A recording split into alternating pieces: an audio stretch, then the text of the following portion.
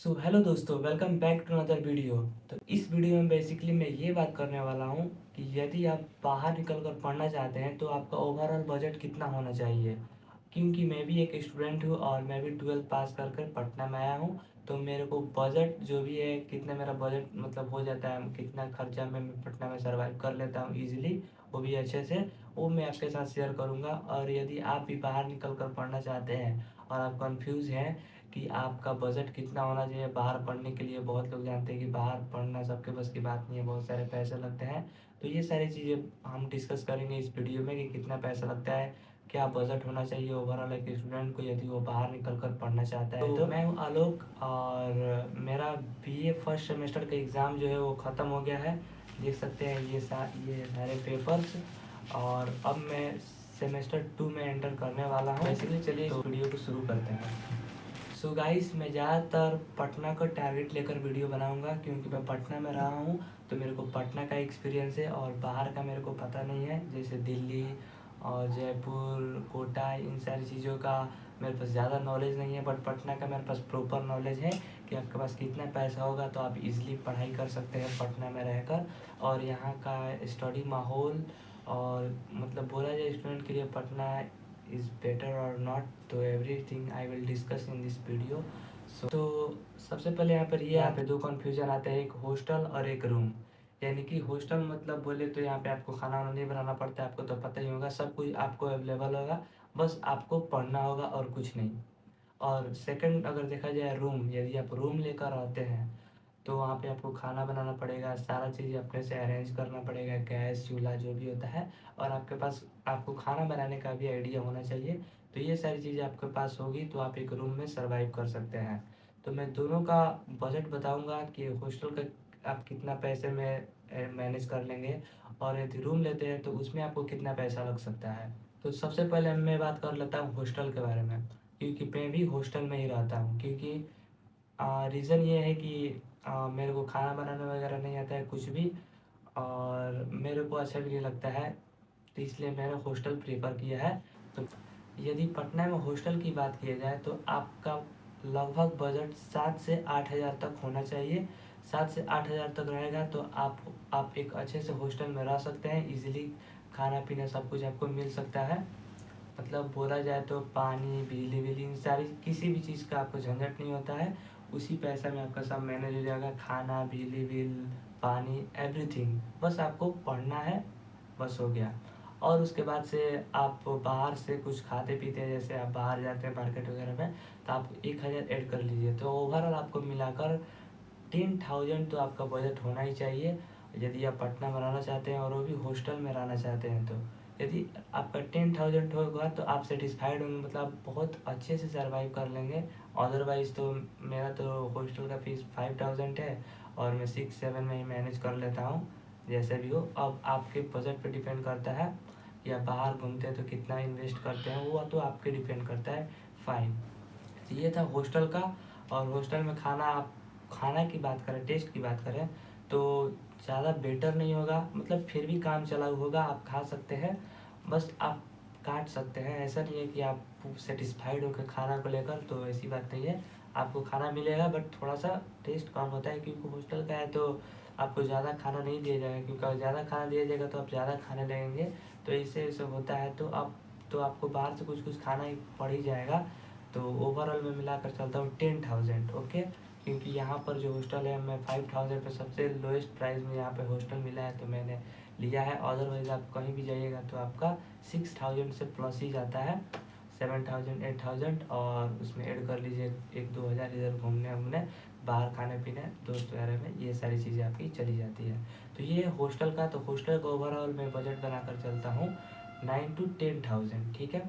अब हम बात करते हैं दूसरी तरफ रूम। यदि आप रूम लेकर आना चाहते हैं पटना में तो बहुत सारे रूम भी अवेलेबल है। तो यदि आप रूम लेकर आना चाहते हैं तो रूम आपको मिल जाता है, एक रूम आपको मिल जाएगा। मतलब आप 2 आदमी, आप मतलब कहीं से खोजना पड़ेगा, सिंगल बहुत मुश्किल है इधर लेना। तो 2 आदमी, अगर आप 2 दोस्त हैं तो 2 दोस्त मिलकर 4,000 का एक रूम बुक कर सकते हैं, केवल रूम। एक बड़ा सा रूम होगा, फिर भी बड़ा ही होगा, उसमें 2 आदमी आराम से रहेंगे और मंथली उसका आएगा 4,000। तो दो दो मिला कर देंगे तो 2001 तो 4000। तो ओवरऑल आपका रूम का 2000 में हो गया। रही बात खाने पीने की, तो खाना पीना महीने का राशन आपका 2000 में ईजिली हो जाएगा, 2000 से 2500 में। ठीक है, तो रूम अगर आप लेते हैं तो कंफर्म है कि आपका 5000 में पूरा सब कुछ हो जाएगा, यानी कि रूम भी हो जाएगा और खाना पीना भी हो जाएगा। तो ओवरऑल मैंने हॉस्टल और रूम दोनों का बता दिया कि कितना बजट में आपका हो जाएगा। यदि आप हॉस्टल लेते हैं तो आपका 9-10 हज़ार में क्लियर हो जाएगा, मतलब 9-9 हज़ार इतना ले लीजिए। और यदि आप रूम लेते हैं तो आपका 5000 5500 में बिल्कुल आपका इजीली हो जाएगा, अच्छे से खा पी लेंगे, रह लेंगे। लेकिन लेकिन मैं एक चीज़ मिस कर दिया, बिजली बिल और पानी का भी जोड़ लीजिए तो ओवरऑल आप 6000 तक लेकर जाइए रूम का। ठीक है, तो हॉस्टल का 9 से 10 हज़ार और रूम का 6000, क्योंकि उसमें बिजली बिल भी देना होता है और पानी का भी खुद से करना भी पड़ता है। आप क्योंकि आप रूम लिए हैं तो आपको केवल एक रूम दिया जाएगा, बाकी सारी चीज़ें अपने आप से करनी पड़ती है। तो ये रहा। अब बात करते हैं कि which is good for a student, room लेना ठीक रहेगा कि हॉस्टल लेना ठीक रहेगा। यदि आप 2 पार्टनर्स हैं तो आप रूम ले लें, क्योंकि वो अच्छा है, क्योंकि आप वहाँ पे अपना हाइजीनिक फूड बनाकर खाएंगे, जो मन वो बनाकर खा लेंगे, नो डाउट। और आपका कम पैसे में भी हो जा रहा है, ये एक बात होती है। यदि आप जिम वगैरह जाते हैं तो आप एक रूम ही लें, क्योंकि रूम में आप सब चीज़ें बना लेंगे, अपना गैस चूल्हा जो भी रहेगा, जब मन तब आप बनाकर खा लें, कोई दिक्कत वाली बात नहीं होने वाली है, क्योंकि आप हाइजीनिक फूड बनाएंगे। और हॉस्टल की बात करते हैं तो हॉस्टल उन स्टूडेंट के लिए है जो इस सब चीज़ों में इंटरेस्ट नहीं रखते हैं, काम वाम करने में, केवल उनको पढ़ना है। ऐसी बात नहीं, रूम वाले भी लड़के पढ़ते हैं, बट उन्हें हॉस्टल का खाना अच्छा नहीं लगता है तो वो रूम ले लेते हैं। तो आप हॉस्टल में रह लें और रूम, आप हॉस्टल में 1-2 महीना रह लें सेटिस्फिक्सन के लिए, उसके बाद से आप रूम ले लें। आपको खुद से पर्सनल एक्सपीरियंस चाहिए तो। और मेरा एक्सपीरियंस बोले तो रूम ही बेटर होगा, क्योंकि रूम में आप ज़्यादा से ज़्यादा आपका खाना वाना बनाने में 2-3-4 घंटे टाइम वेस्ट होंगे, बट आप अच्छे से फूड बनाकर खा लेंगे, जिससे आप बिल्कुल हेल्दी रहेंगे। बट हॉस्टल में आप उतना नहीं कर पाएंगे, क्योंकि यहाँ पर जो फूड मिलता है वो भी ठीक ही मिलता है, बट उतना स्वाद नहीं रहता है। आप तो जानते ही हॉस्टल तो हॉस्टल ही है। तो आपको बाहर से खाना के ज़्यादा पड़ जाता है, मतलब बाहर खर्चा ज़्यादा हो जाता है। तो इसलिए यदि रूम लेते हैं तो आपका ज़्यादा बाहर खर्चा नहीं होगा और कम पैसे में भी हो जाएगा। तो मेरे हिसाब से रूम ही बेटर रहेगा। बट हॉस्टल भी ठीक है, क्योंकि यहाँ पे आपको थोड़ा सा भी टेंशन नहीं रहेगा, जब उठे तब पढ़ना शुरू कर दे। अगर रूम लेते हैं तो आपको उठकर पहले खाना बनाने ये सारी टेंशन रहती है, तो ये सारी टेंशन नहीं रहेगी।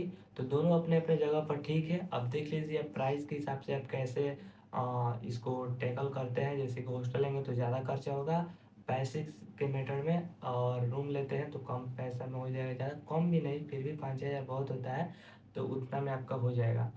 तो ये था मेरा पर्सनल एक्सपीरियंस जो मैंने आपके साथ शेयर किया। आई होप करता हूँ आपको ये वीडियो अच्छी लगी होगी। यदि आपको कोई भी डाउट होगा तो आप कमेंट में बता दीजिए, मैं कमेंट में सारे डाउट क्लियर कर दूंगा। और नेक्स्ट वीडियो में बनाने वाला हूँ कि एक हॉस्टल लाइफ कैसे होता है, कब खाना आता है, कैसे, एवरीथिंग आई विल शेयर।